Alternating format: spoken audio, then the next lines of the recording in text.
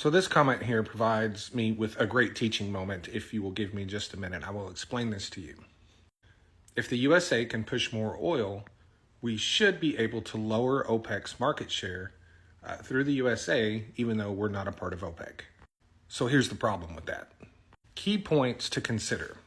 Number one, investments in the U.S. oil and gas industry, particularly from like private equity groups, all the rich people that fund a lot of these oil and gas projects are getting much harder to attain.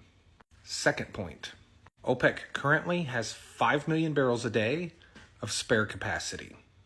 What that means is they could basically increase production by 5 million barrels a day almost immediately if they wanted to. And by immediately, I mean 30 to 60 days. They have done this to us twice before in the last 10 years and caused the largest oil market crashes in the history of the world. With our production where we are right now, we're literally poking the bear. We're asking for it. Yet another reason Chevron is reducing CapEx for next year. Yes, because with the difficulty in attaining more investments into the industry due to ESG and other things, if OPEC were to do that again, not only would it decimate and devastate the U.S. oil and gas industry, but due to lack of future investment, it would never come back. It would survive, but it would never come back as healthy and strong as it is now, which would greatly reduce our energy security as a nation. I've told people this before, and they don't seem to understand that we are perpetually at war with OPEC. Even though it seems like times of peace, it's not.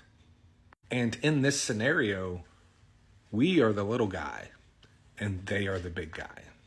They can increase production in 60 days by an amount that would take us 5 years. Yeah. We cannot compete with that. We have the better technology. We have the better everything.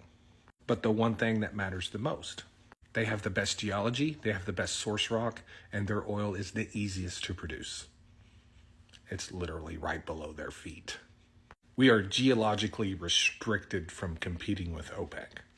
This is why the CEOs of Pioneer and Hess were communicating with OPEC to make sure as we increased production, we weren't pissing them off. Because if another crash happens again in the future, similar to what happened during COVID or similar to what happened at the end of 2014, private equity investments into the oil and gas industry will vanish. They will be done. That's why drill baby drill is not a thing. That's why it's not a thing. Thanks.